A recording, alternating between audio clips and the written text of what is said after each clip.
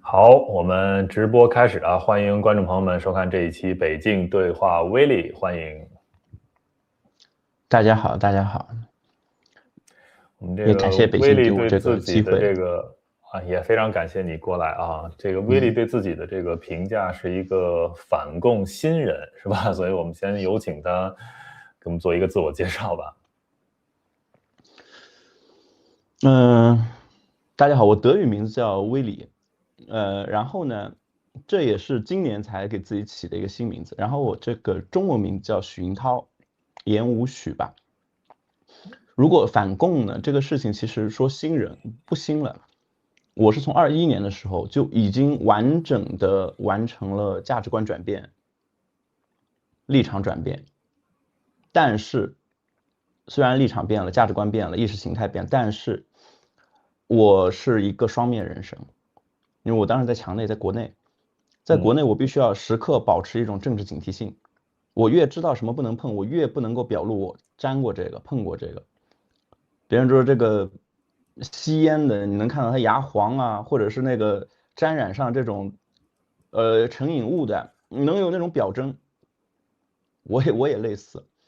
我沾上了这个事情，就是意识到我以前长期的被某一种系统性的谎言所欺骗，被篡改过的历史所欺骗，这个是我自己心里非常不能接受的。一开始带着极大的愤怒，尤其是21年、22年的时候，极大的愤怒。那个时候正好也自己掌握这个技术手段。我记得我最深刻的开始接触到这个政治，其实在中国是没什么机会接触政治的。我们从小到大教育呢，基本上就是一个乖为主。那我一直认为我自己的个人道德就是乖巧、听话，听社会的话，听父母的话，听这个体制安排的话。我的第一份工作就是在共青团中央团委底下的一个公司工作。对，所以呢，就是我们进入这个公司开始，我接受的实际政治影响，也就是如何站在共青团的角度策划好大学生活动，让大学生更加具有政治觉悟，就是所谓的爱党爱这样的政治觉悟。当时我们主要面对大学是高职高专，很有意思的事情就是高职高专已经很难，应该来说是高考相对没那么成功的一部分人，他们的毕业已经不是很容易了，但是我们当时的工作就是为了让他们毕业更加困难。可能中国上社会一直有这样一种流传啊，就是说，如果一个人他相对来说这个成绩不好，他可能已经在分数的评价体系里面被打成一个坏孩子了，觉得他一定会有更大的这种社会危害度。我们当时这个整个公司呢也是这样看待的，所以当时我们甚至认为这是一种正义，就是我不断的给他提供各种课外活动，让他必须打卡，强制打卡，最后才能毕业的学分，叫活动学分。我们甚至以为这是一种正义，就包括我当时甚至以为这是一种正义，不断的给他加压，给他增加这种乖巧的训练。直到有一次呢，我是在2020年的时候，6月前后了，我们那个公司在北五环，我时常的去几个地方打篮球啊，我是个篮球爱好者，去清华，然后去人大，人大远一点，或者去农大。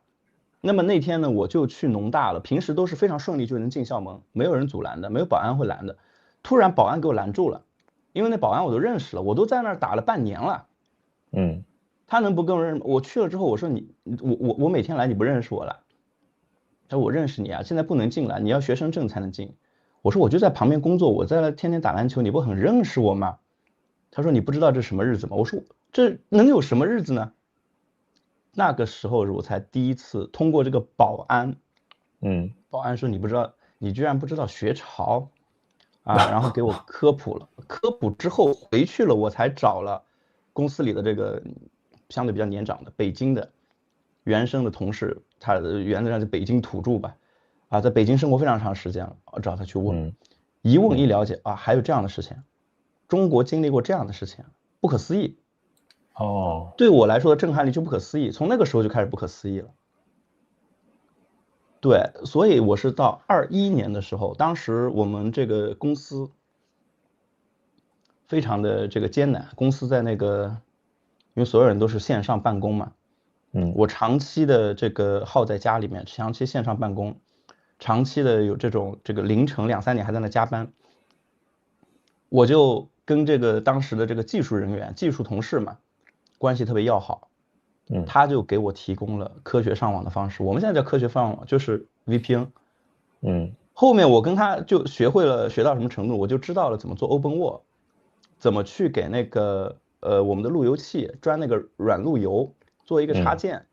做一个梅林固件的刷新，然后我知道怎么去买机场，然后再怎么套这个套那个，这么一个过程。然后我今天因为您跟我对话嘛，我特别想说，如果真要说我跟其他普通中国人，上网这个流程有什么区别？我觉得这到现在为什么那么区别？很多人可能都是因为一个契机，从过去的网民身份，然后突然转化到一个新立场的网民身份，新政治形势、意识形态这种网民身份。区别在哪？区别在于我坐过牢，应该不叫坐牢，叫看守所。对，我是在23年的5月7号发表了内容，在哪儿呢？因为我很早翻墙，我从这个1年半前就已经开始有翻墙记录，我非常当然匿名的方式在 Twitter 在 YouTube 上发表留言，发表帖子，然后加了很多政治聊天的群。因为当时我处于这样一个状态，就是我不去聊这些群，我不去了解墙外的一些尤其 YouTube 上的信息，我整个人感觉是束手和束脚的，就有一种无形的这个镣铐给我铐住，非常难受，有种憋屈，时常呼吸不好嘛。那么长期呢，你像什么基本的红线我都碰过，去聊这个政治意见啊，去聊这个中国政府是不是独裁，风控如何致人死亡，如何的管理治理能力低下，然后习近平作为领袖如何的惹人生气，习近平如何在哪些地方已经触犯到了反人类罪，每天都在聊，但是一直很安全。这件事情非常恐怖，我从21年翻墙一直到23年5月之前，我的翻墙履历和我的证件表达都很安全。直到5月7号，我发布了还不是在公开的媒体，是在私人聊天的社群里面，电报群，是咱们现在都用的嘛。为什么呢？电报群我注册的非常早期，当时注册的时候还没有讲究很多的这个技术，怎么去把自己的身份隐匿起来，用的就是86开头的手机号。而我一直使用这个账号，能在那个电报里面安全的跟别人做政治讨论，安全的做一个所谓的墙内反贼。我一直认为我匿名的、安全的，直到我发布了一次活动策划。当时有一些家庭的契机，因为我母亲受到了一些中医的伤害，然后贻误了她急性心促的一个治疗，当时也有这方面的原因，有比较大的哀伤。那么我就开始想要真正采取行动，我不希望我再去用政治评论这样的方式去对政府进行反抗，因为这个政府现在不是远在天边，不是在10万8千里，现在就在我头上。我每天生活的细节里面，每一分每一秒基本上都离不开它，都在跟他打交道，都在跟他产生互动。所以我想要策划活动。当时这个白纸运动给我非常大的激励，我很遗憾没有去参加过。但是正是因为知道了有前面能够组织、能够上街、能够完成抗议、最后完成解封的白纸运动，我知道这个事情在中国没有销声匿迹，就像当初的8964一样，它并不是一个完全消失的状态。在中国还有残存，还有阴影，还有那个灰烬，死灰还有机会复燃。我想的是，也许我有机会。因为我之前在那个公司，可能核心就是做活动策划嘛，我有比较丰富的活动策划经验，因为共青团委就是专门做活动的，做大学生活动的嘛，我想把我的活动放到整个党的对立面，我把我的策划经验重新用在党的身上，我想再次发动，当时叫第2张白纸，我说这次我们举2张白纸，一张为我们自己，一张为上一次的白纸运动的人，我把整个策划案写好了。我把这个策划案、招募令，然后发到了很多这个群里面，就那个电报群里面。当时没有真正的去落实组织，只是发布了策划案。我在5月29号的时候就被捕了。我当时在江苏常州，可能有人知道这个地方，江苏常州。我正在打篮球，在篮球场上，突然之间来8个警察，便衣，没有穿警服，所有人都还在跟我互动的，突然之间把我带走。从那一刻开始失联，然后我是在那个叫南下树派出所啊，派出所先审讯我48小时，再移交到一个仓库审讯我48小时，最后才转交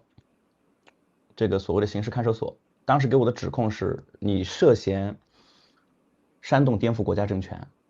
这是重罪，跟我说你有可能是7到10年的有期徒刑。然后当时的他们的重点是：一，找到我发布信息的所有实证；第二，他们希望供出我的所谓同伙。想找出你是不是有境外势力支持你，你自己怎么想这种事情的？其次，你是不是这个有同伙？现在在哪儿？是谁？你有没有联系？有没有私下联系？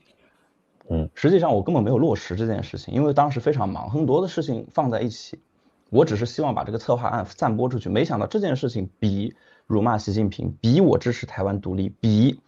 其他的所有政治意见，如何去解释中国政权的集权，还要对他们来说的伤害要优先级要更高。你这是实际行动了呀？对，他指控，他当时还有一个指控我是恐怖活动。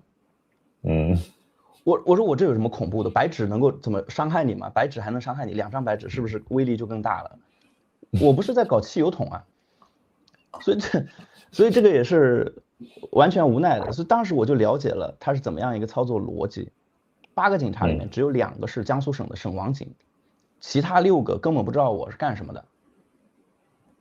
其他6个是本地派出所借调的。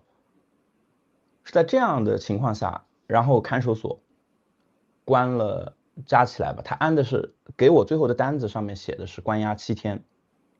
然后是一个行政处罚，上面按照寻衅滋事来算，但实际上我没有进行司法手续，抓捕也是秘密抓捕的，逮捕令也是在我面前这样啪一甩，我没看清楚逮捕令，直接把我带走了。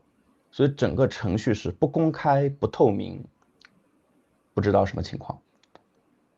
然后结束。当时出来呢，是我父亲去接的我，他告诉我他后面就告诉我，他动用了什么什么这个关系那个关系，说因为亮在我是所谓的初犯，然后前面的整个政治背景非常干净，没有任何曾经有过案底或者是曾经什么，所以说有机会可以在这个节点把我从刑事转化成行政处罚，然后给我放出来。当然也跟我自己有关，因为我在里面完全失联状态，我不知道应该怎么表现。但是在那个高压下，我只有一个感觉，就是胃痛。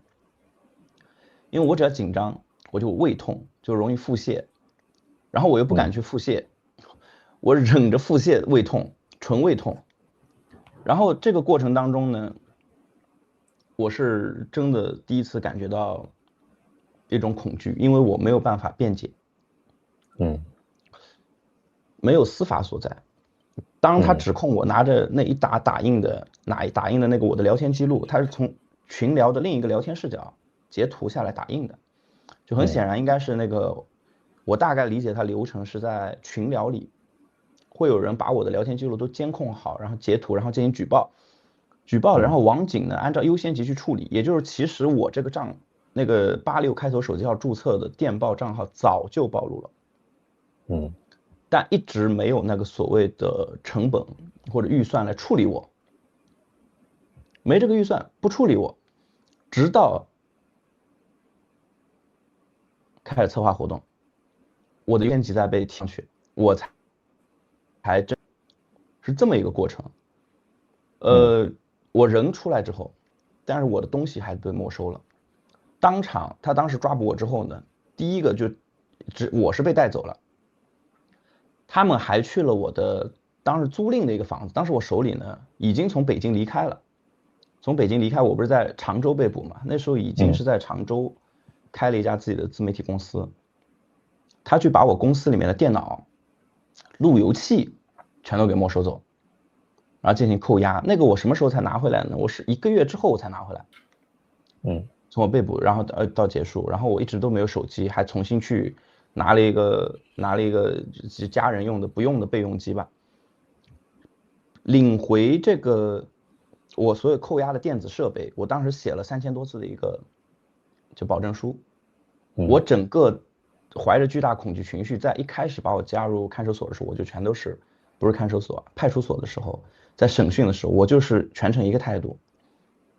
认罪认罚了。我没有任何处理的经验，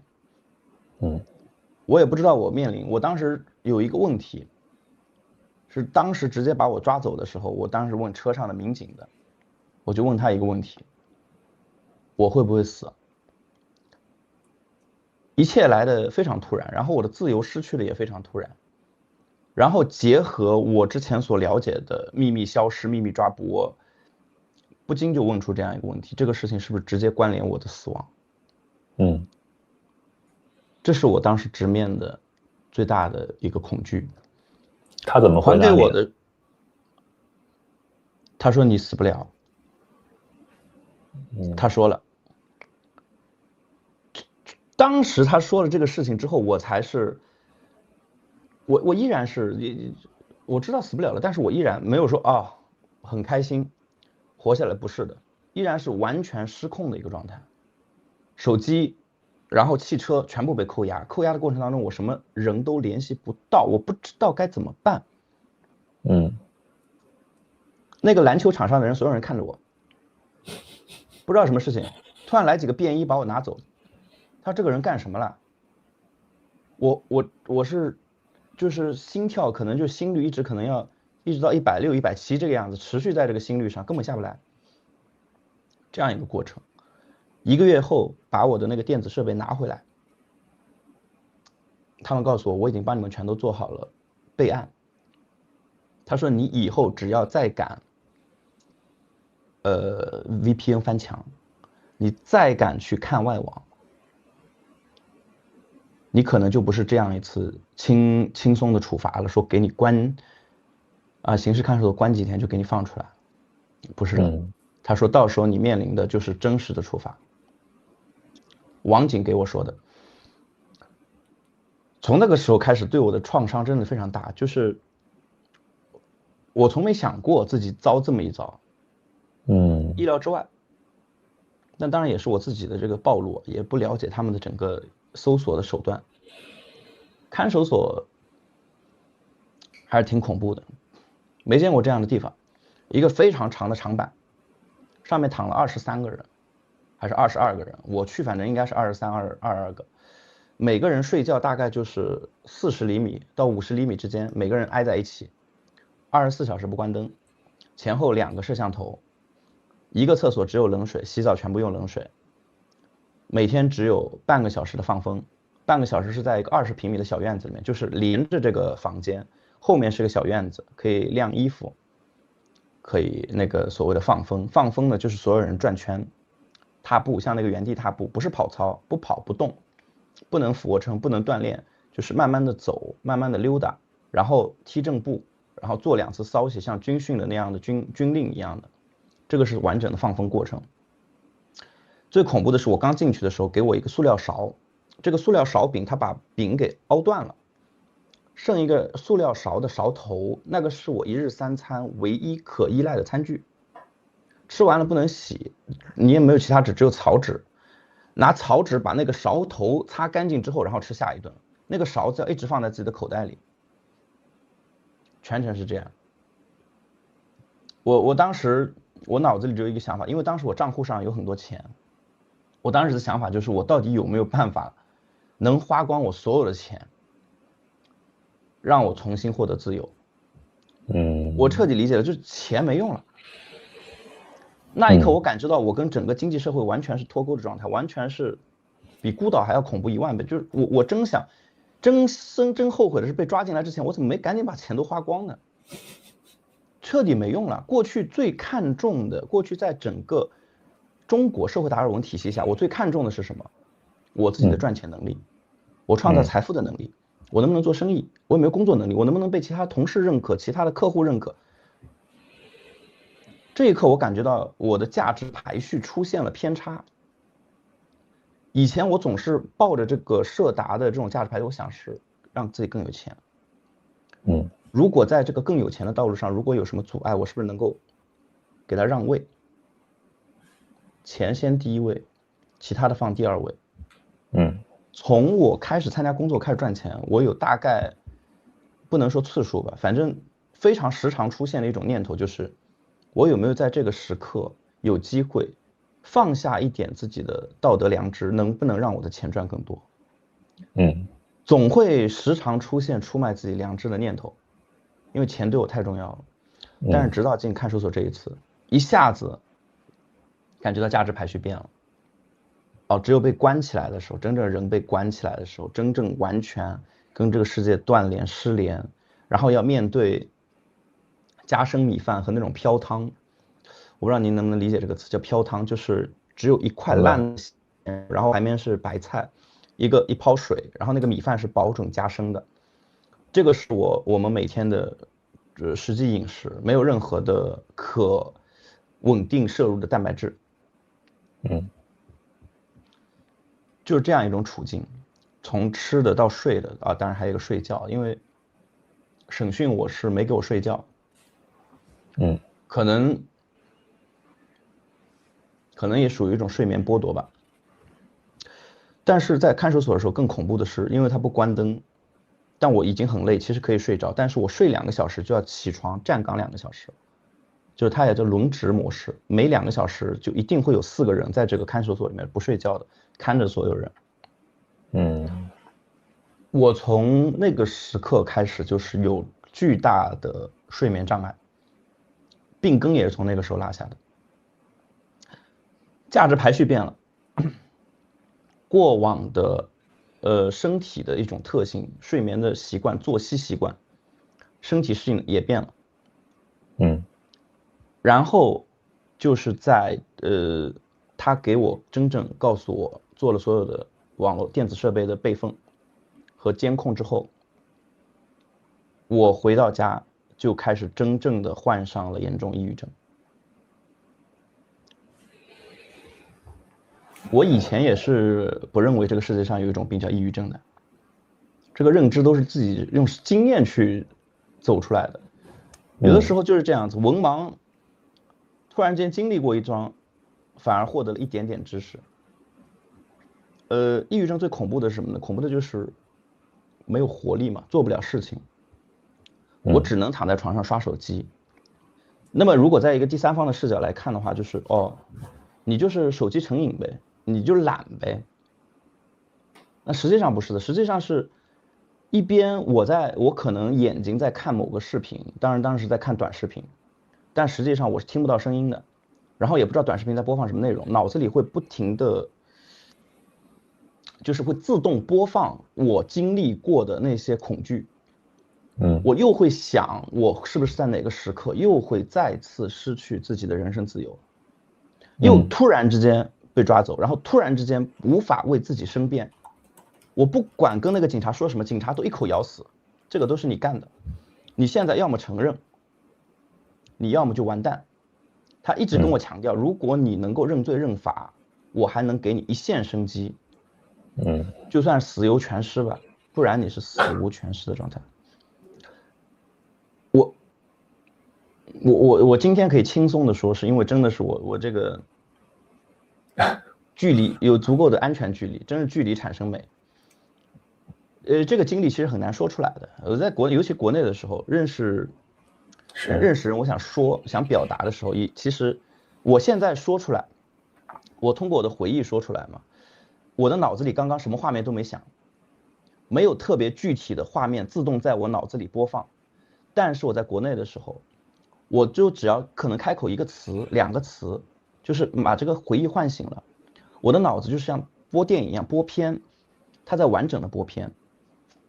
画面有了，当场情绪也有了，马上就回忆过来了。哦，那个当时发生那么多事情，然后我就说不下去了。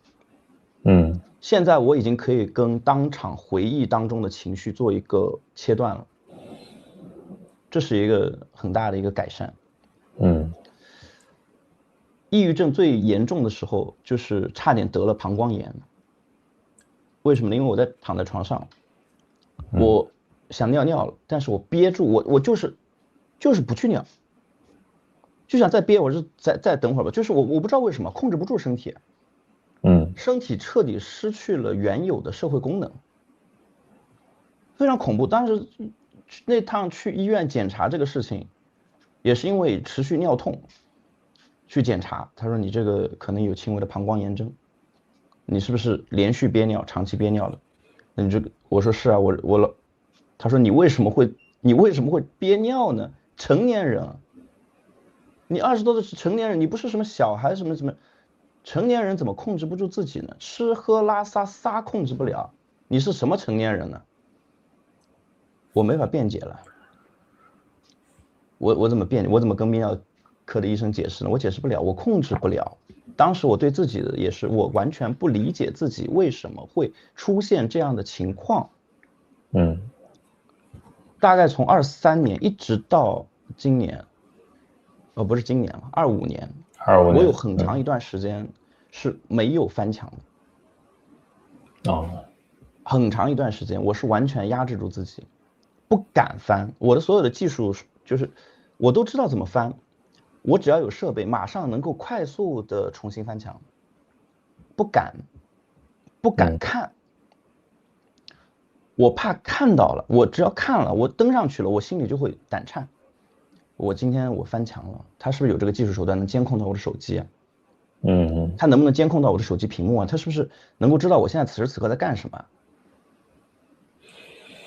我有一种完全脱光了衣服的感觉，就从那天起，从那个出狱开始，我一直感觉自己从没穿上过衣服。这个感觉每天都是脱光了在街上游街，这是真实的感受。这个我们一会儿，因为我们稍微打断一点点啊，就是因为我们一会儿可能会聊到艾未未嘛，所以你刚才说的这个感受就让我想起他曾经做的那个观念艺术嘛，就是他不是拍了自己的裸照嘛，然后也有很多人也去拍裸照去声援他啊。他其实当时拍这个裸照的意思就是说，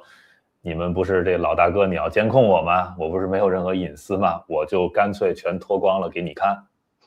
无死角的给你看，所以你刚才说你就感觉像没穿衣服，我就想到他这个事情啊。OK， 你继续。是这样的，就是真实的这个感受。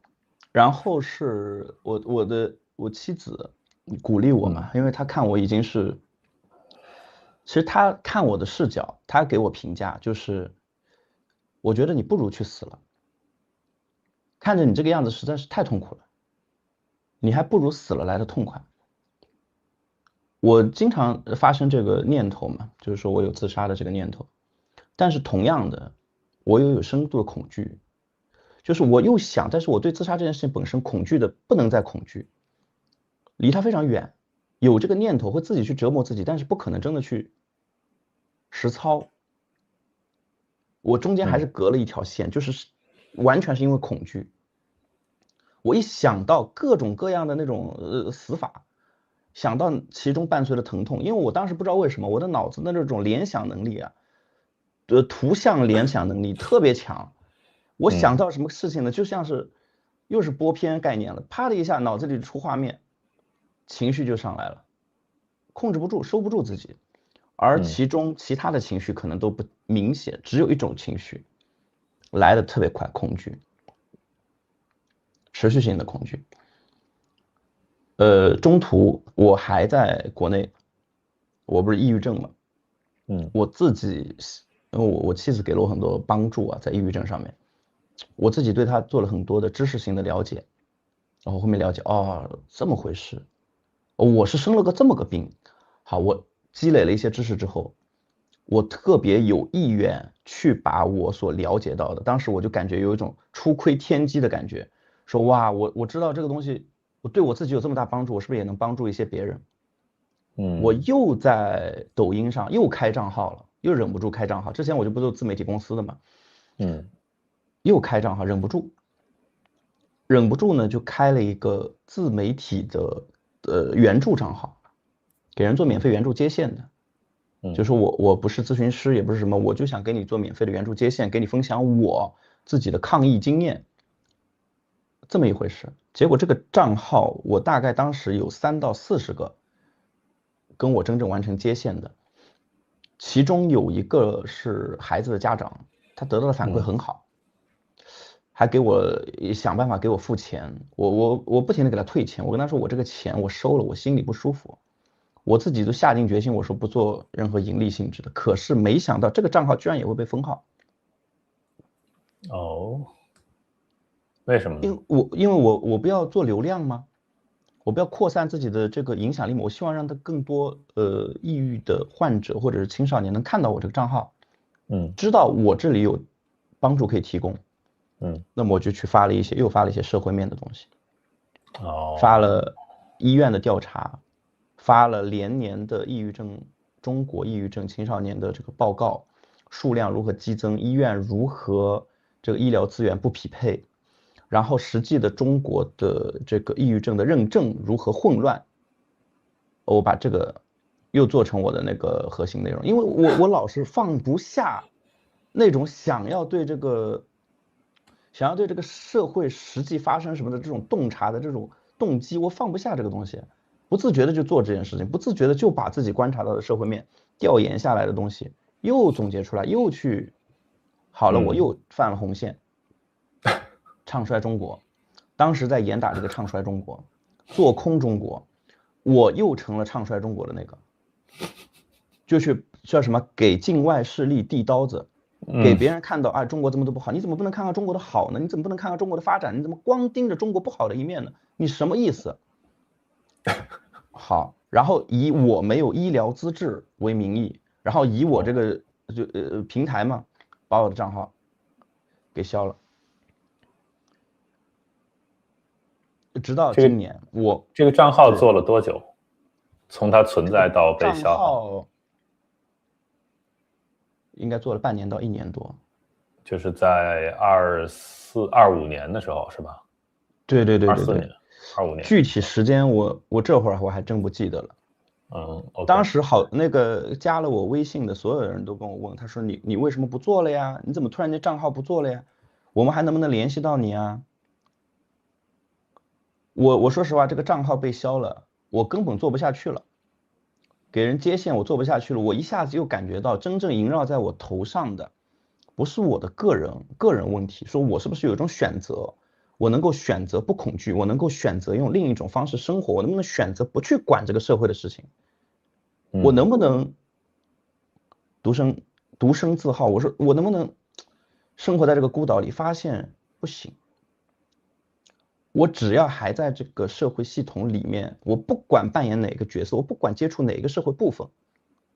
我好像不是我在跟他作对，是他在跟我作对，他在把我的生存空间，我的存在感可允许允纳的空间越来越压缩，然后直到没有，我明白了是这个是社会系统，是整个社会系统在对我的这个精神存在空间进行压缩，我扛不住。然后呢，我跟我妻子就开始积极筹备怎么出国。其实我们一早就开始筹备了，我们大概是我跟他从认识的23年我们就开始筹备2年多了，只是中间老是有琐事啊、家务事什么其他的事情，或者是钱呐，是跟这个亲友关系啊，一直在打断，但是直到一直在做筹备，没有放下这个筹备。我们长期的目标就是说一定要离开，想办法离开。然后后面呢，我本来还想拖延，我妻子说不行，不能再拖延了，我们赶紧就离开吧，你别再拖延了。因为什么呢？即使是我是很痛苦的在中国生活，但是我依然长期习惯了中国的这种生活，我依然对未知有恐惧，依然对不确定性有极大的恐惧。我不了解啊，不了解这个出国之后到底什么样的情况，但现在我每天过的基本都是一样的，虽然很烂，但是依然有一种舒适在身上。是这个就是我再重新出国之后，我再重新往国内看到很多人的一个状态，很痛苦，很难受，但是有一个更深的恐惧，它在排挤，就是未知。因为中国它的信息噪音太多了，你根本辨别不了。我能不能找到一个客观的，然后说这个人告诉我到底那个国外生活到底什么样的？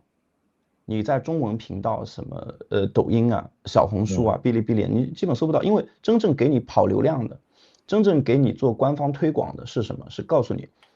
我们当时是一个高华的姿态出国了，但是国外非常垃圾，非常糟糕。去巴黎就被抢被偷，每天晚上不敢出门，很不安全。到了欧洲就是个超级大农村，什么生活都很不便利，没有24小时便利店，所有的人工都变得很贵，你外卖都点不起了。你今天想要的便利生活，想要个快递，没那么好了，什么都没有了，你失去一切。大家就其实会问，这到底是真的假的？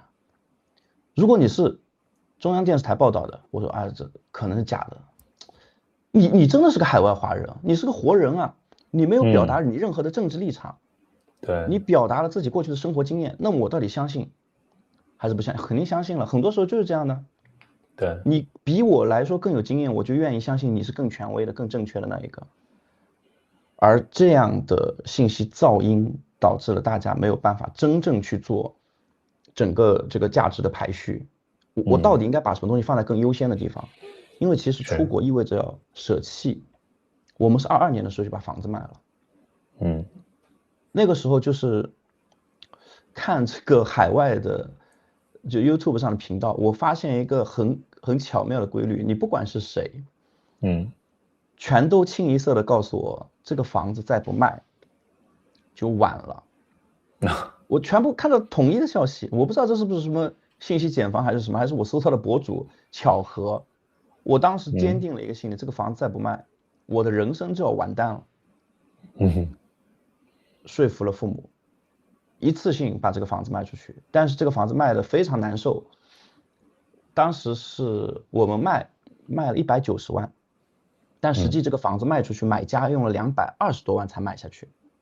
这个中介公司跟我们说，我有一个包卖的协议，你先把房子过户给我们中介公司的一个个体自然人给他，我给你签6个月的协议，一定能帮你包卖。他实际花了7个月才帮我卖出去。中间他一是吃我1.4%的那个中介手续费，第二，他们还吃了什么？还吃了中间整整30万的价差，全是他们吃的。我们后面找到那个实际买房的人一了解，我知道了，坑了我们这么大一笔，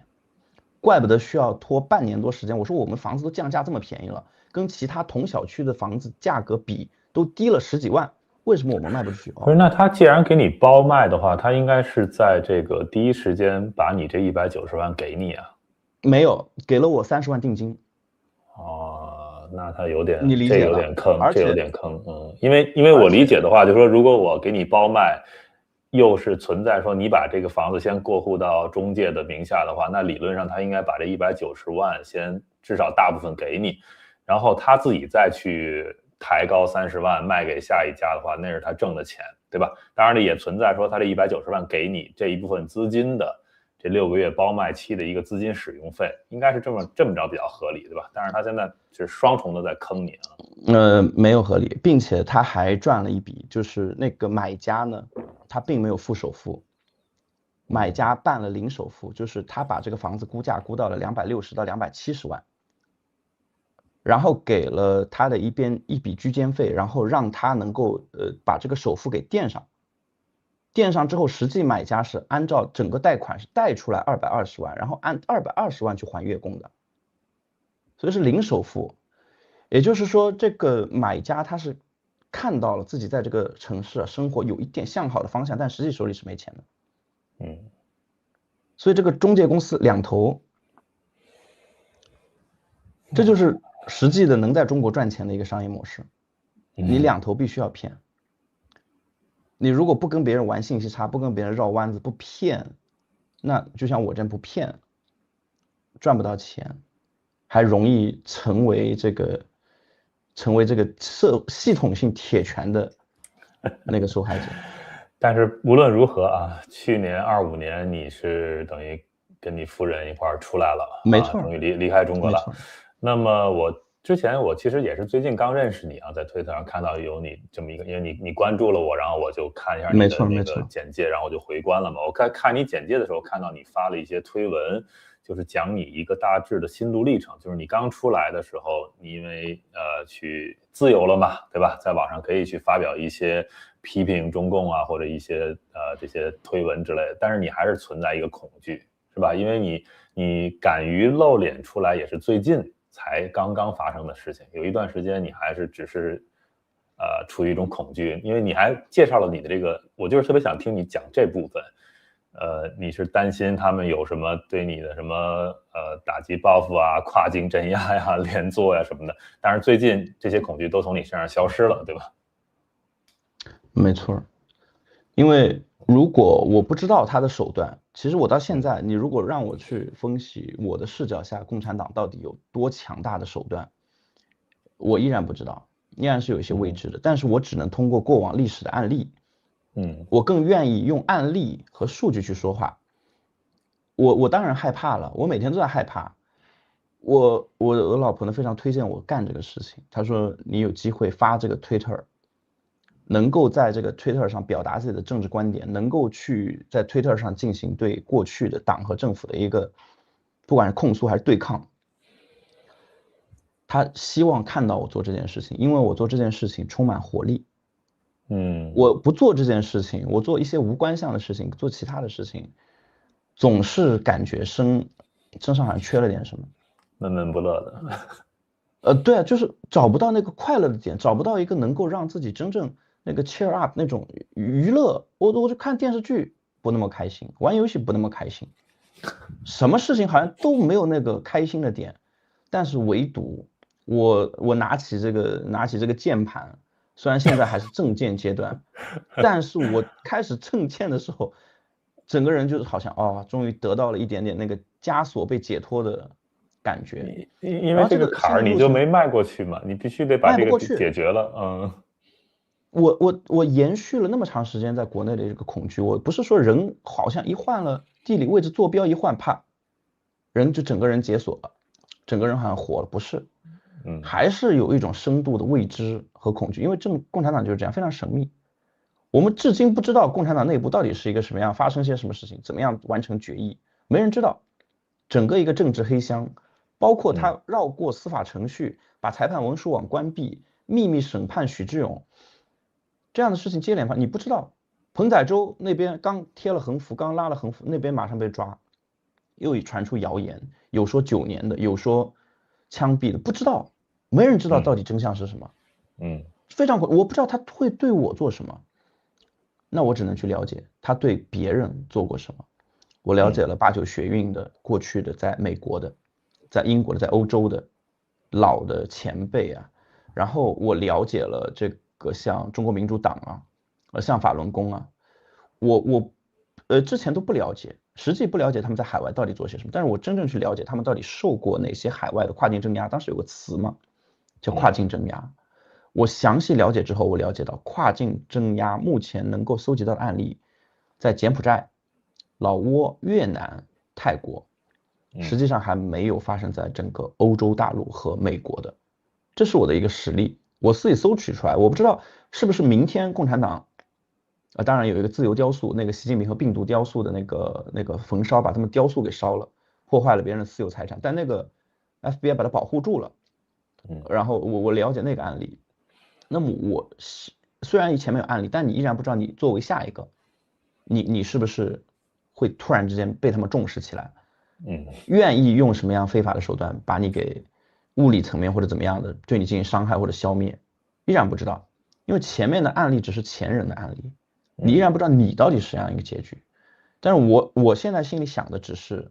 那么既然到此为止他们没有出现这样的变卦，而国内的高压锅呢压力越来越大，它需要不断的每年逐年提高自己的维稳成本，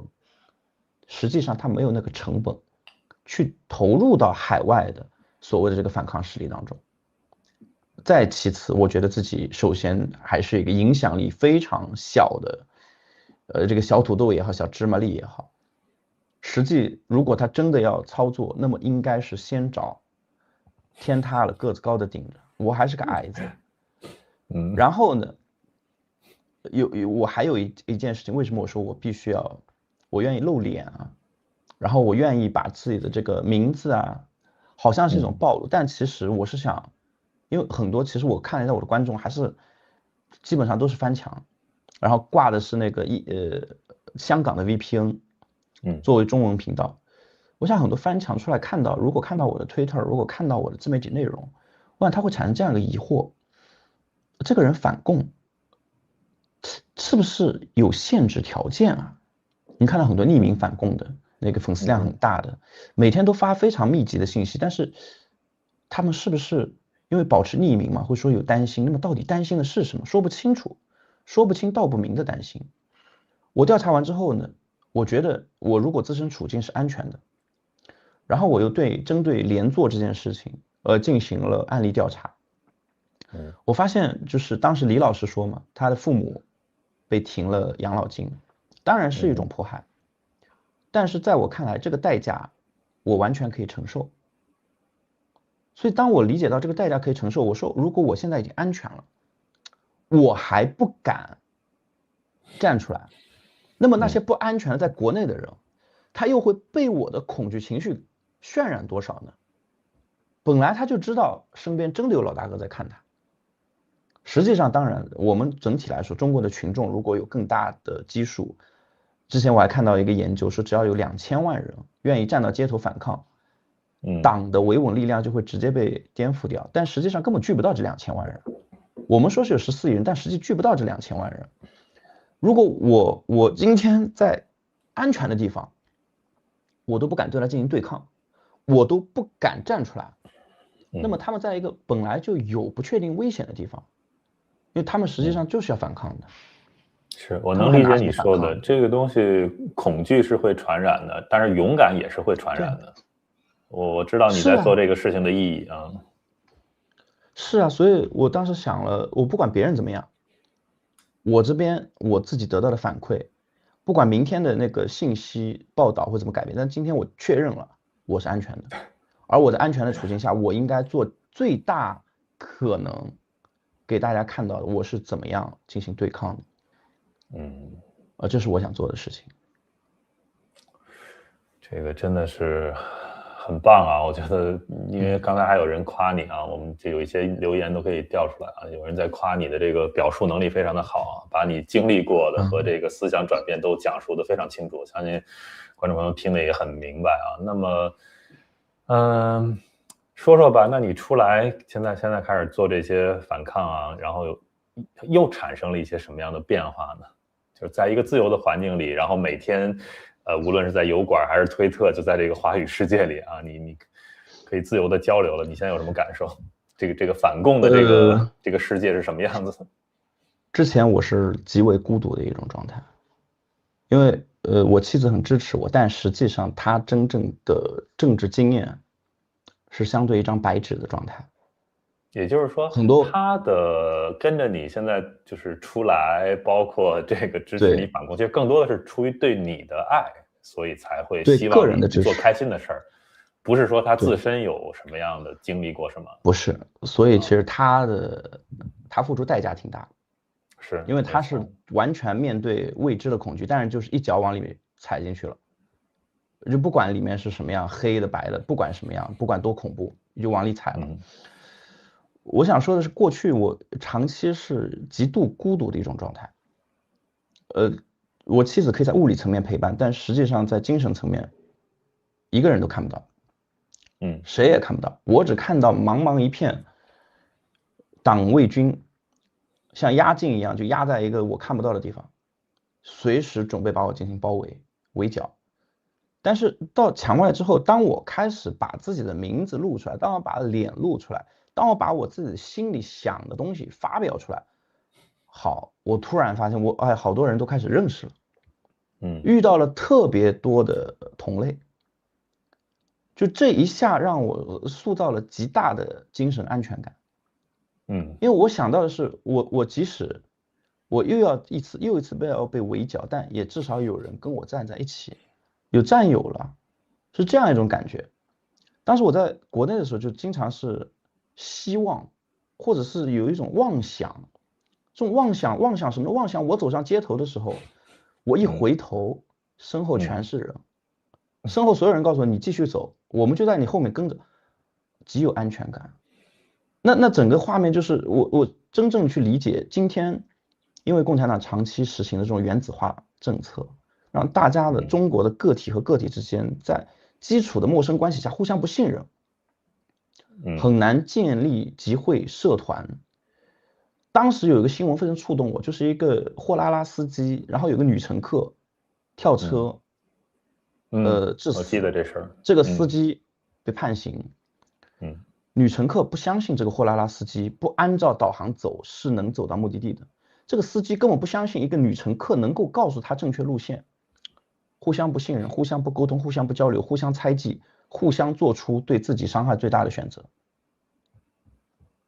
能导致这样的。乘客就应该天然相信这个驾驶员会把自己送到目的地，这是一种就自然法里面大家能够建立的一种基础信任，但在中国这样的基础信任被撕裂了。而非常糟糕的是，你在中国甚至不敢表明说，就即使我们已经匿名状态在网络环境了，说我在中国，我是有这个想法的。如果要组织活动，我愿意去哪里哪里，你不敢，因为你说，哎呀，我在这个网上虽然是海外网站，虽然是匿名的，但是我只要一旦暴露我的行踪的意图，一定有网警在抓我，一定有网警准备逮我。就算不是网警，一定有另一个人准备举报我。我几时被举报？谁会举报我？每一个人都是他怀疑的对象，每一个人，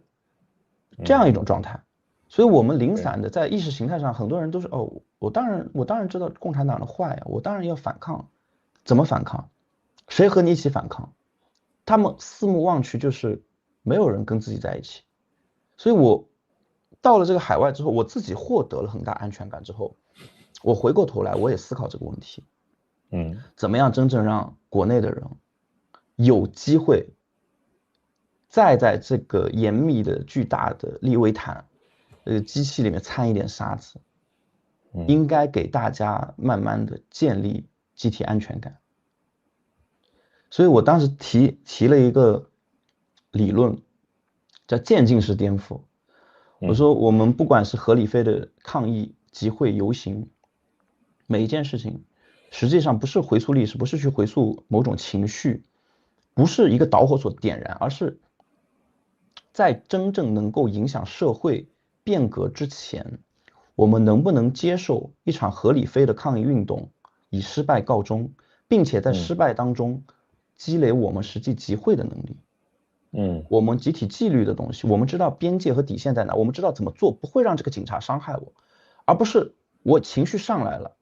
我看到警察了，我就马上越界，我想的这是一种勇敢，其实有的时候这不是一种勇敢。这恰恰是因为我们不知道边界和底线在哪，不知道怎么样通过更加有边界感的运动去积累我们的经验，而每一次都看起来极度惨烈。所以当场我就想出，因为您可能看过一本书叫《刻意练习》，要把一个专项的技能反复练习10000个小时，他就会变成这个领域的专家。而在我看来，抗疫也是非常需要能力培养的一件事情。然后呢，在这个力量训练当中，有一个基本理论叫渐进式负荷，说你想要最后举重，想要举200公斤，那么你肯定是1公斤1公斤累加的，你是慢慢的增加重量，并且恢复，慢慢的增加重量，并且恢复，最后实现大重量的举起。所以我想，我不断的希望把大家在更安全的边界引导参与可能第一次所谓的非正常集会。我看到您在我有一条推文下面留言，我当时就突然间奇思妙想一下，当然是完全胡思乱想。我说，因为像爱马仕这样的奢侈品店老是鲜有人去，我们不如把第一次非正常集会的场所就定在爱马仕的门店。我们没事周日，我们就定在每周日就去最近爱马仕店逛一逛。如果哪天你看到爱马仕的门店挤了200个人，你就知道这帮人不是来买爱马仕的。不是大家突然都赚到钱了，而是大家都看到那个帖子了，都愿意过来试一试。我又不干嘛，我就过来试试聚集，我就试一试集会，一种我们互相都不认识的陌生集会。我们都保持着互相的边界，但我们知道我们是同类。这个集会我认为它最大的意义并不在于它有多快速的能锻炼某种专项能力，而是快速建立安全感。我在做着一件完全安全的事情，而这安全的事情里面又涵盖了一些对抗疫集会能力的培养。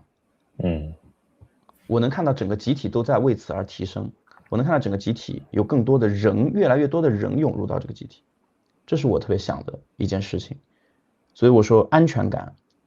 是，我觉得你这个想法特别的棒。我觉得你这个想法特别的棒啊！当然，爱马仕这个我回复你推文已经说了，这不合适嘛，这个店肯定不合适，因为它没有高度可复制性嘛。因为中国没有几个城市有爱马仕的专卖店，没有几个爱马仕，而且那个店是不可能允许你随便进的，那就首先就限流了嘛。这个，但是你这个活动其实再去升华一下，你可以做出一个，就如果你想的话，可以做出这么一个活动倡议。选一个就是在中国基本2、3、4、5线城市可能都有的这种地标性的空间广场啊，或者哪里，然后一个大家都能够比较方便的时间啊，你到点了我们就去那儿溜达，对吧？几百人就在那儿溜达，就大家反正看见对方了，觉得我们都到这儿了，行了，可以走了，就慢慢去锻炼你说的这种。没错，就是这个意思，就是这个意思。因为爱马仕不是重点，但是我们做一次无目的的集会才是重点，我们能够快速完成集会才是目的。这个真的很有意思，我就觉得你是一个特别有想法的人啊！你现在等于到了这个自由的环境里，可能会萌生你更多的这种。其实你现在在做的是一种观念上的艺术啊，其实跟这个艾未未之前做的有些事情也很像，就他的一些艺术品，他想表达的这些东西，对吧？那我们这样啊，现在呢进入到我们今天的后半段，我们来聊聊艾未未。因为呢，你刚才说到一个点呢，我跟你是非常深有体会的，就是你在墙内的时候，在不能很自由的去翻墙的时候，那个时候你会觉得特别孤独。我那时候也很孤独，就是但我觉得你只说了一个原因，就是中国的原子化社会，人与人之间的这种不信任啊，这种连接的断裂啊，这是一个原因。还有一个原因就是你即便跟你很亲的这种亲朋好友，很私密的环境，很安全的，你可以聊这些关于政治的话题的时候，你也发现你也是孤独的，因为没有大致共识，没有这个共识在。聊任何的这个话题，这个观念的这个参差感都非常的强烈。昨天我好像看你发了一条推文，就是说这个人生前半段这几十年积累的朋友归零了，是吧？这个是怎么回事？因为朋友呢，我觉得我们每个人都有一种心理边界和心理距离。朋友一开始接触的时候，其实都是从吃饭、喝酒，所谓的酒肉朋友、浅层关系开始。慢慢的，我们会发生一些共同的爱好、兴趣，共同经历的事情，这个也是一种友情的一种递升。但是再往里走，友情或者朋友之间总会碰撞政治观念。因为这是最核心的人生观、世界观，但是这个东西，往往到此为止，我会刹住车，我不能碰，这是我的红线，我永远是要保持一种双面人生。我可以跟你一起这个聊兴趣爱好、聊边界、聊生活，但是永远不碰。但是我保持住边界，没用。我接触到的朋友，他不会保持这个边界。他会突然之间大肆开始向我出于好心的告诉我，日本这个地方不能去，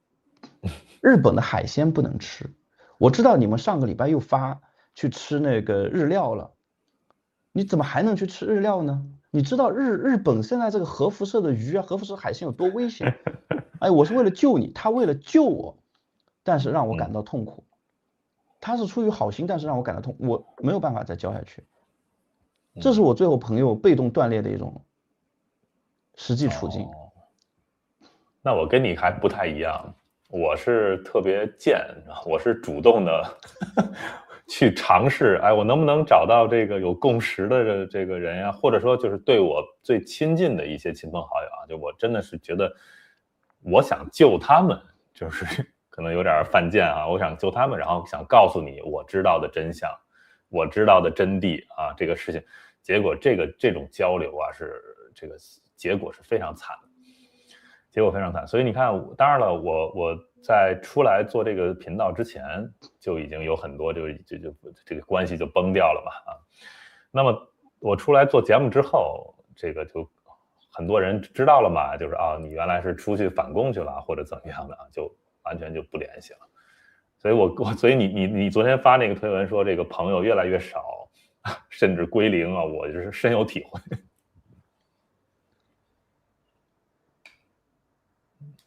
是这样的。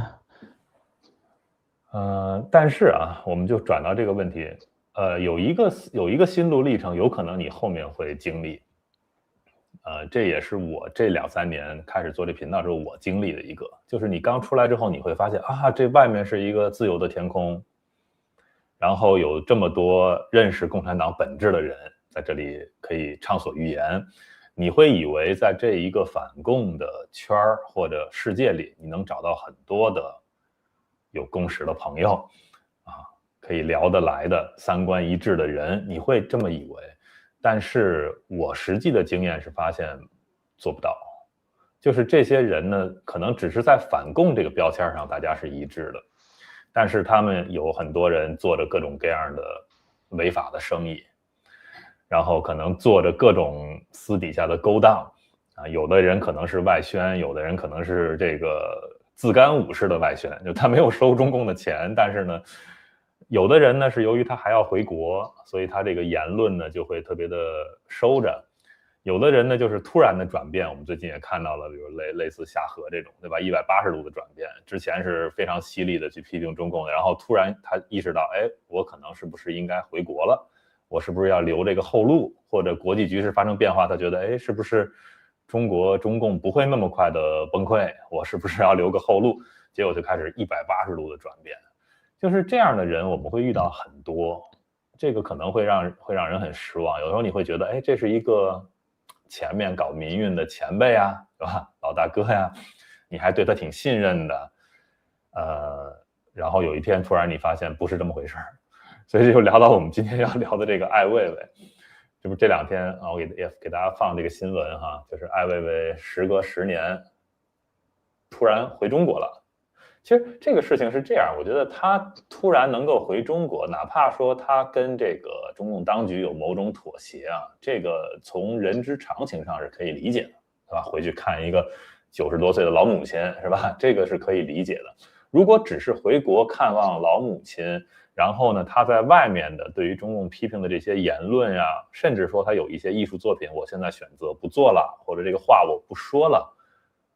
可能都没有这么刺激大家。所刺激的是在于他去了之后，他把中国跟德国去做比较，对吧？把北京跟柏林去做比较，然后说出了一些完全和他之前的这个观念认知不一样的话。因为我们可以看看他之前的观念认知这是他曾经接受这个 BBC 采访的时候，我把这个调去了，大家可以看到啊，他说的3句话，他说：“所以质疑权威。”捍卫人的基本尊严早已刻进我的血液里，对吧？这是他之前接受 BBC 采访时候说的话，意思就是这是他的完全的他的底层的价值观，是他的做一切的行为艺术，甚至他做人的根基就在这里，对于这个权威的质疑。所以这个是最大的问题，就是他现在回国一趟出来再说出来的话，就不再是质疑权威了，而是完全符合就是中共的有一个角度的认知战是这么做的，就是你可以批评中共，但是你一定要说这个世界都是很烂的，天下乌鸦是一般黑的。所以艾未未现在做的这个就是这个角度，就是说你看中国是一个这个集权的一个，但是世界上都是这样，你看美帝国主义也是这样，欧洲也很烂，德国也很烂，我也很不舒服就从这个角度来说，是让人觉得他的这个转变是非常大的，因为你是底层的逻辑改写了嘛，对吧？当然了，这还有一张照片，我们也给放一下，反正都准备了。这个他的裸照我就不放了啊，这个是他当年在这个天安门广场上放的这个胸口写了一个这个 fuck， 这都是当年他做的啊。但是他现在等于到晚年可能把这一切都颠覆了。我不知道你怎么看他的这个转变？你作为一个反共的新人吧，对这么一个反共的老人啊，他的这个转变你是怎么认知的？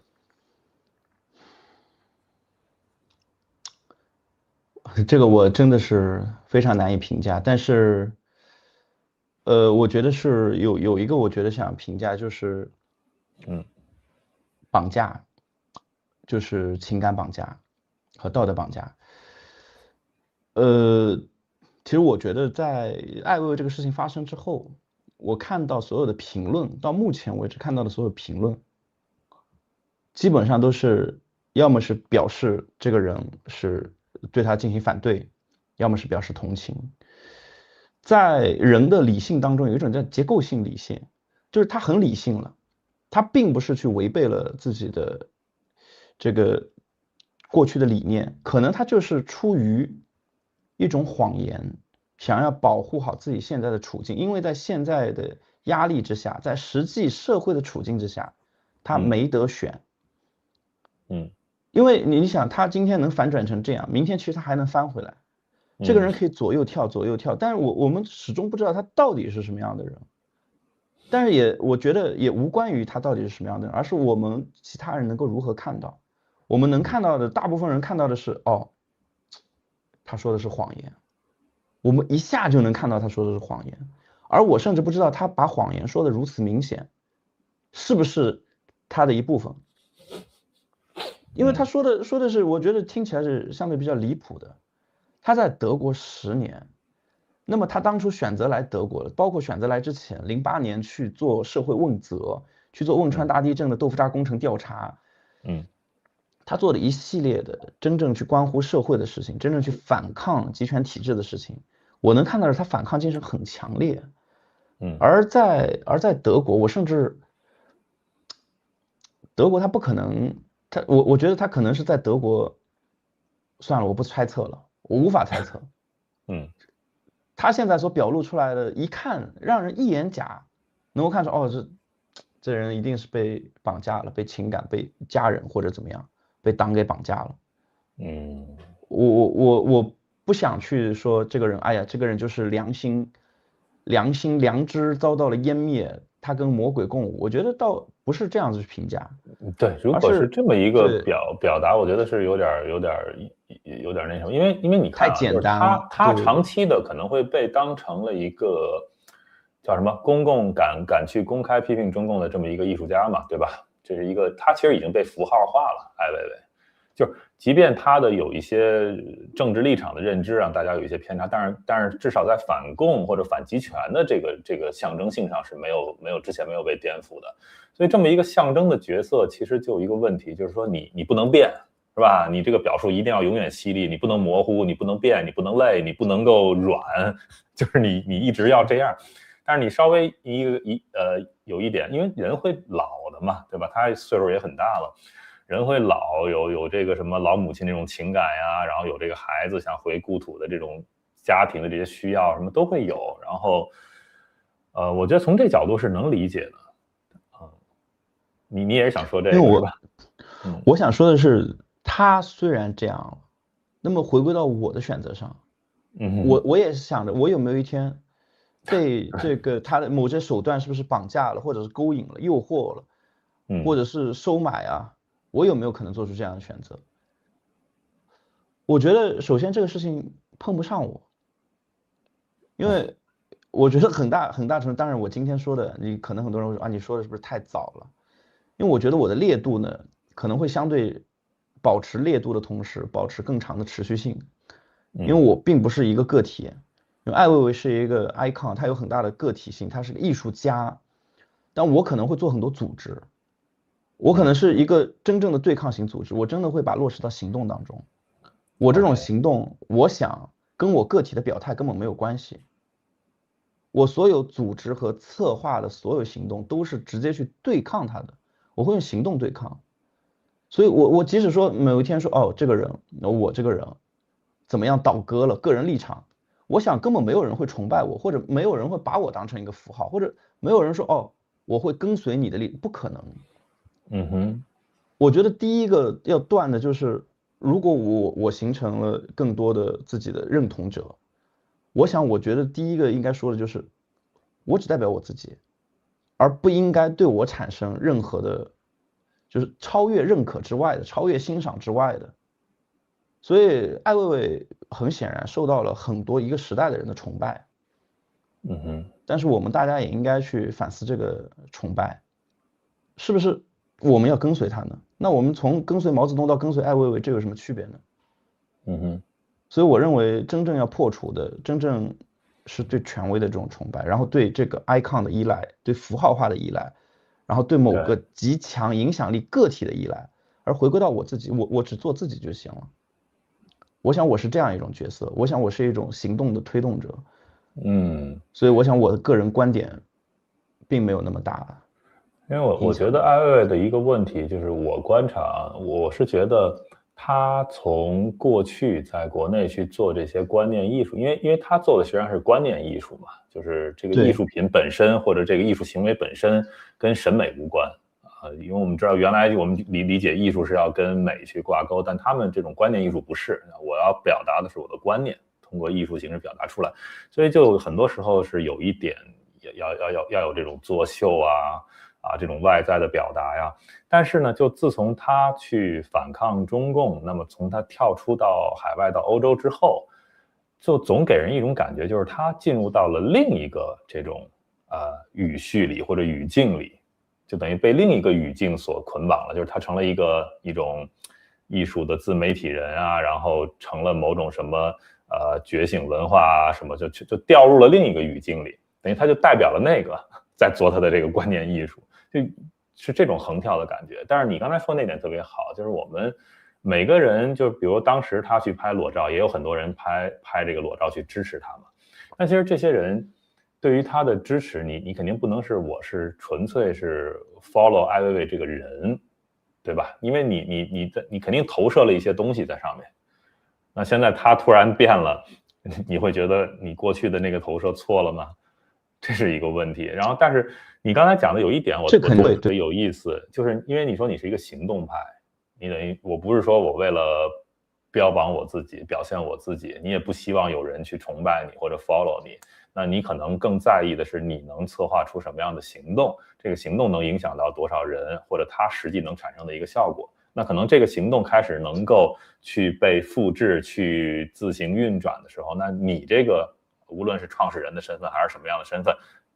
我觉得你可能并不在意，就是你在里边有多大的一个权重或者比例。这样的话有两个好处，一个好处就是所谓去中心化嘛，就不是说一个对你个人的崇拜，只有你在这个行动才在，你不在了，或者说你突然投共了打个引号你被中共突然收买了，然后你们这个行动就完全失败了。这个去中心化肯定要做。第二点就是更重要的一点，就是你们在这个过程中，你就不是一个人在战斗了，因为你能形成很多的连结，可能这个也能对抗一种孤独感。我觉得像艾薇薇，就是像他们这样的人，就很多人出来几十年了嘛，他是10年，你像8·9民运那些人都好几十年了。他们就是有一种，我觉得我从他们身上我接触过一些他们这样的人，就感觉强烈的一种孤独感，没有什么认可，然后再到一个新的社会也融入不进去，都没有这种认同感，然后做的这个反共的事儿又迟的都没有看到一些实际的效果嘛，因为这正好是中国高速发展的几十年，所以就特别孤独，孤独之后就会影响你刚才说的一个价值排序的问题，就原本可能刚出来，我认为追求自由民主、追求正义这些普世价值，在我这儿排的特别高，道德排的特别高，但是长年累月的这种消耗，情感上的各种方面的、身体上的消耗，孤独，最后他的这个价值排序可能就错乱了。那我最后就做一个晚年的计划吧，反正我活不了多少年了，我是不是把亲情、把故土的这种情绪我放得高一点？之前讲的这些大道理往下放一放，可能就发生这种变化。我是这么看艾薇薇这个事儿。没错，我觉得您刚刚说到一点，就是说当时艾薇发起拍裸照的活动，大家都拍了。嗯那大家很多拍了之后，他是真的只支持艾薇这个人吗？还是他本身这个行为就是已经让自己付出了极大的代价去支持自己所坚信的那个理念？而嗯我想说的是，这个理念它并不是由个体捆绑住的，跟这个人是永远捆绑住，它是随着代际推动往后不断的有延续的。就像我在嗯2020年的时候，我第一次了解到8964，我根本嗯不知道2020年的王丹在美国是什么样扮演什么样一种社会角色，我只嗯知道在2020年的时候，我了解到1989年6月4号那个时候的王丹扮演什嗯么样的角色，他嗯已经进入那个纪录片里面。我只要记得那个时刻的形象，他就已经把那时刻的精神、那个时刻的斗志，已经重新转移到我这个人个体身上了。我觉得这个就是最大的这个使命的传承，已经过来了。所明白。以，嗯，对对对对，我是这么理解、这么看待这件事情。行，这样啊，我们今天时间差不多了，我想问你最后一个问好，题，也是我其实最行，开始听你讲述我就想问啊，但是我一直没有不想打断你。我特别好奇啊，因为你知道在中国墙内呢，很多人也都掌握这个翻墙的技术，就虽然不可能像你那么精通啊，可以自己搭建什么这个机场啊，或者去刷梅林什么的，很多人是不会的，但是他就买一个 VPN 嘛，他至少就可以翻墙出来了。很多人可以有这个软件。很多人能翻墙出来，但是他们翻墙出来是干什么呢？他不会去用于了解这些真相，或者被中共屏蔽掉的这些信息和历史。他们出来就是看黄的，就是看个什么 P 站呀，或者上推特上也都是看那些黄色的那些什么推文呀，就干这一个事儿。嗯，所以我就想知道你那个时候为什么那么执着，就是当你知道有8964这个事情的时候，对你的这个触动为什么这么大？我不知道你有没有自己跟自己对话过，想理解就是你的成长经历过程中是什么促使你说，一旦知道了哦，有这么一个真相，一个社会上的一个公开层面的真相被掩盖住了，我就必须要知道它。我必须得翻墙出来知道它，而且我一旦知道了越来越多的中国这些黑暗面，我就良心不安了，我就不行了，我必须得告诉别人，或者说你看到中国人，太可怜了，心理状态出这么多的问题，你就产生了一种我就想救他们，或者不谈拯救者的角色吧，我就是想帮他们啊，力所能及的做一些事儿，就像你做那些心理咨询啊什么的，就是我就对你这个人特别好奇。就是你为什么你是这样的人，而不是像大部分其他那些中国男人翻墙就是看看黄片就完了？啊，我觉得这个比较好理解，因嗯为我是属于传统意义上的这个小镇做题家，我是从我们乡镇，然后一点点往城市去，然后到了城市，然后我最后大学到天津去读，然后最后工作到北京去工作。嗯我整个过程当中，我的整个家族或者我认识的所有熟人里面，没有人可以给我所谓的导向，我没有人生导师，那么我就需要找到一个人生模板。我一直在找一个我也许崇拜的，也许有值得我去学习精神的，也许有最后的那个结果令人羡慕的这样一个角色，成为我的人生模板。我嗯想要解决我的人生的迷茫的问题，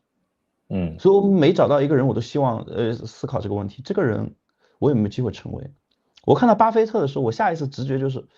我有没有机会找到他，抓到他那样的机会。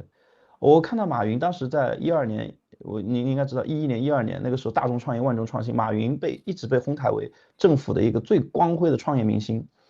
我每天在参考马云，我是真的去认真看他的演讲。我想的是，我有没有机会成为一个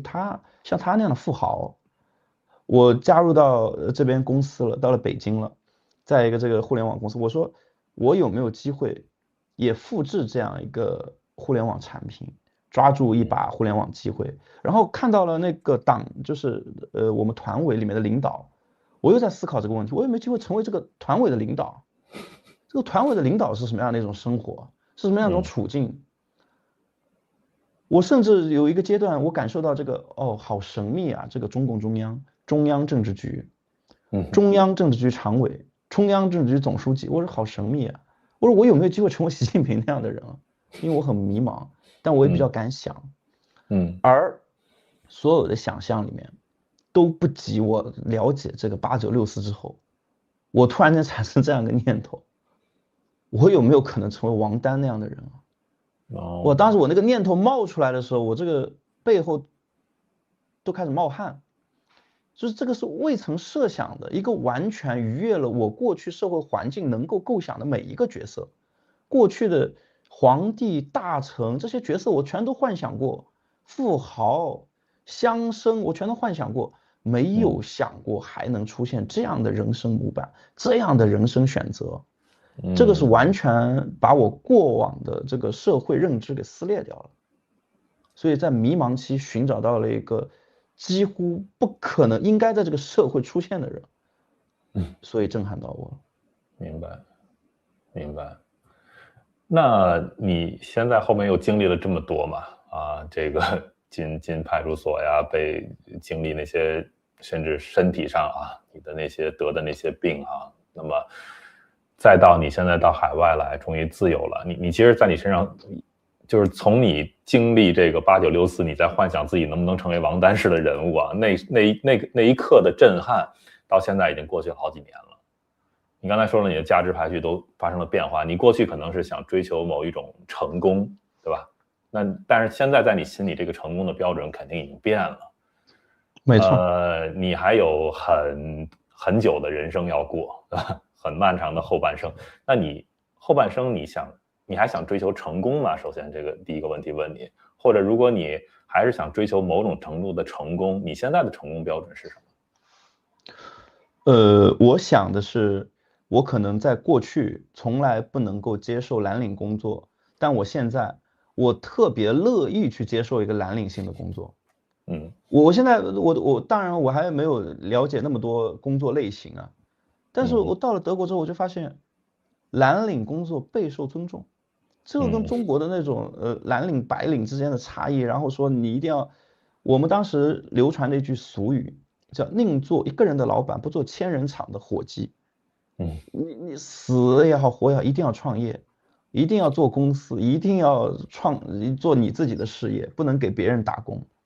我现在的逻辑完全变了，我现在的逻辑是我应该深度参与到这个社会的角落、社会的细节当中，应该去参与到更深度的人和人的社区连结当中。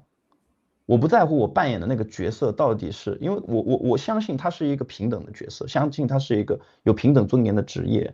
我想这样的是我可以接受的。而我真正的目标呢，我已经把这个目标放在了我能去撼动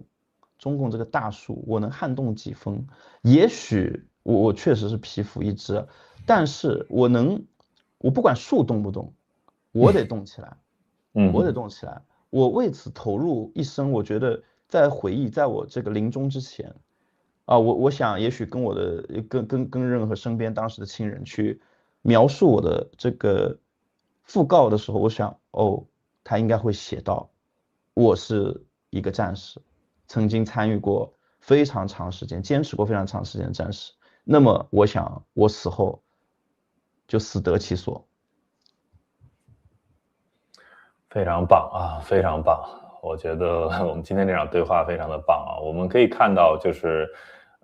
像艾薇薇这样的所谓反共老人那么这个到晚年，这是他自己的个人选择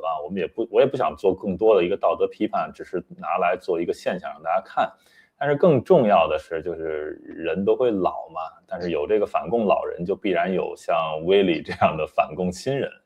我觉得像你这样的人的出现，实际上是会给所有人一种信心吧，或者一种慰藉，就觉得真好又有一个很棒的人在做这样的事情。所以呢，我就没有太多想说的，我就祝你和你的夫人现在出来之后的生活会一切顺利，然后呢，也能够期待你能策划出更好的这种活动的项目来。然后到那个时候我们再做一场对话继续聊，好不好？没问题，行，我们相约以后。行，今天非常感谢北京，感谢威利，也感谢所有的观众朋友。我们今天就先聊到这里，拜拜。好的，拜拜。